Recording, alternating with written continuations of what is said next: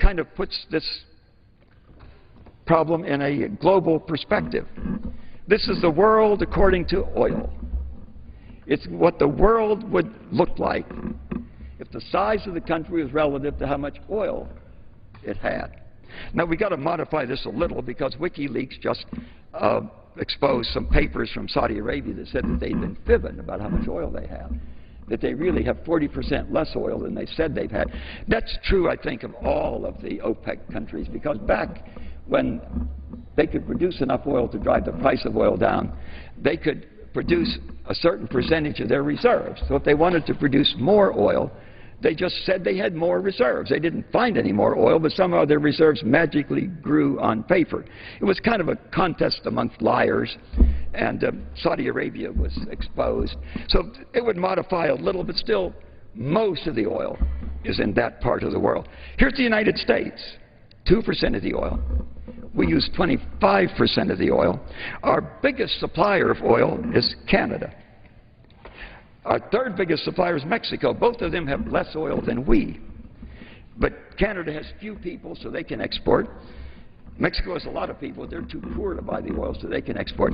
Just a few months ago, Mexico slipped to number 3 supplier, and Saudi Arabia now is our number 2 supplier of oil. I want you to look at China and India over there. They are tiny. Last year, the Chinese bought 13 million cars. We struggled to sell 12 million cars. They have 1,300,000,000 people, and they're entering the industrial age. The next chart kind of looks at this. I'd be happy to yield for a moment. For what purpose does the gentlelady rise? Mr. Speaker, I send to the desk a privileged report from the Committee on Rules for filing under the rule. The clerk will report the title. Report to accompany House Resolution 276, resolution providing for further consideration of the bill, H.R. 1540, to authorize appropriations for fiscal year 2012 for military activities of the Department of Defense and for military construction, to prescribe military personnel strengths for fiscal year 2012 and for other purposes. Referred to the House calendar and ordered printed. Thank you, Mr. Speaker, and I thank the gentleman from Maryland for yielding. Thank you. Thank you very much. The next chart looks at this same global picture in a somewhat different way. The left bar is the top 10 oil and gas companies on the basis of oil production. Now, we think ExxonMobil and Royal Dutch Shell and BP are pretty big players, don't we? They have only collectively 22% of all the oil production in the world. The right-hand bar looks at another part of this, and that is who has the oil. Notice that our big 3 or 4 don't even show up over there. Almost all, these are the top 10. Almost all of the top 10 are Arab countries, where it's not a company who owns the oil, it's a country that owns the oil.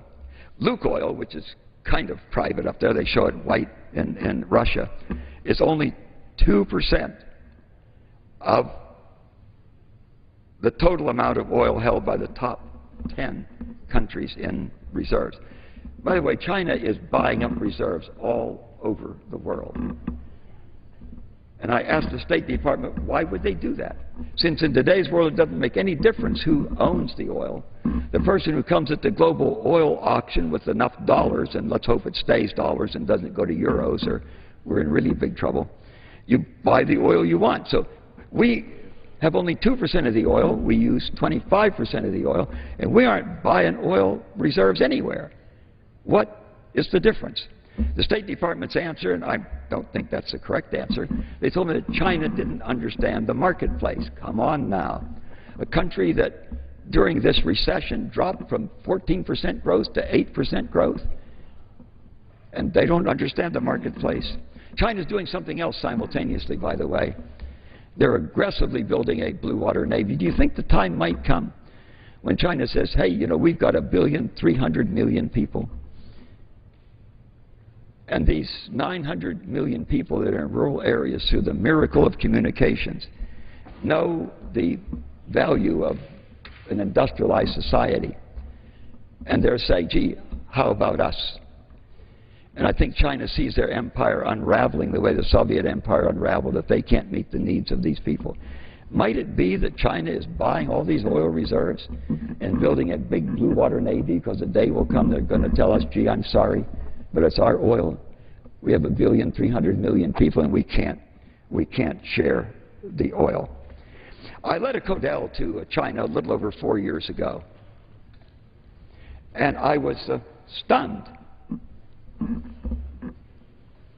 This wasn't just the people concerned about energy in China. It was everybody we met. They talked about post-oil. There will, of course, be a post-oil world. It'll be a long while from now. Hyman Rickover had no idea how long this age of oil would last. He was 100 years into what he called this golden age. We now know pretty much how long the age of oil will last. We're about halfway through it. We're 150 years in it, and he was right. In the 8,000-year recorded history of man, Hyman Rickover said the age of oil would be but a blip. It'll be about 300 years long. We're 150 years in it. From now on, there'll be the next 150 years, ever less and less, harder and harder to get, more and more expensive. This was their 5-point plan. Conservation. My wife says that she thinks that conservatives ought to be interested in conservation. They don't seem to be, because they come from a common root, and she wonders why conservatives aren't interested in conservation. That's the only thing we can do to buy some time, to free up some energy so that we can invest in developing alternatives. The second and third were domestic sources of energy and diversify as much as you can. And the fourth one may surprise you. Environmental impact. Be kind to the environment. They know they're not. But I mentioned they have these 900 million people that are clamoring for the benefits of an industrialized society, so they're building a coal-fired power plant every week. And they're starting the destruction of 100 nuclear power plants. And the fifth bullet here, international cooperation. They know that there's no way that any one nation can face this problem alone, that we need international cooperation. But while they plead for international cooperation, they are planning for the eventuality that we won't have international cooperation, because they are buying up oil reserves all over the world. And not just oil reserves, they're buying goodwill. What do you need? A soccer stadium, a hospital, roads? Wherever they buy oil reserves, they're buying goodwill. And remember, they're simultaneously building this huge blue water navy. Well, what now? Our next chart, and our last chart for this evening. What America needs. We're the most creative, innovative society in the world. If we understand the problem, there's nothing that we can't do. Our people just need to understand the problem. We need to have leadership that understands the problem. I tell audiences that the innocence and ignorance on matters of energy in our general population is astounding. And sadly, we have truly representative government. Well, what do we do?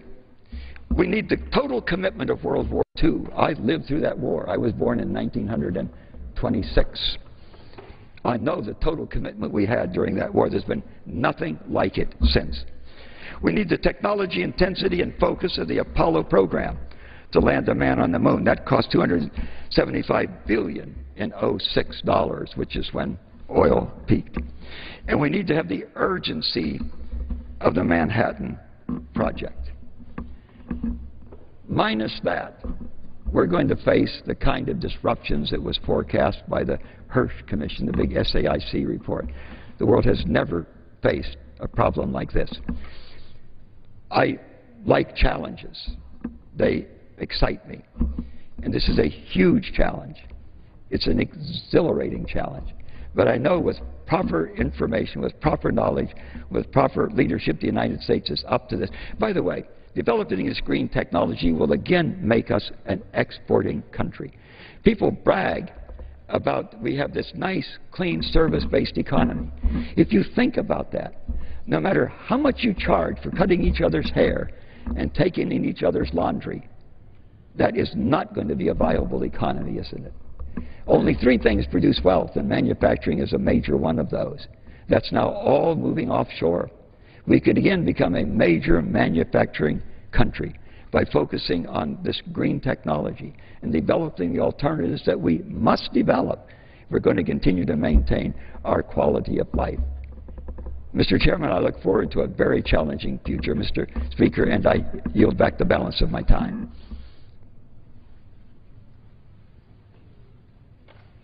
The Chair would entertain a motion to adjourn. Sir? The Chair will entertain a motion to adjourn. Oh, Mr. Chairman, I move we do now adjourn. The question is on the motion to adjourn. Those in favor say aye. Those opposed, no. In the opinion of the Chair, the ayes have it. The motion is adopted. According to the House, stands adjourned until 10 a.m. tomorrow for morning hour debate.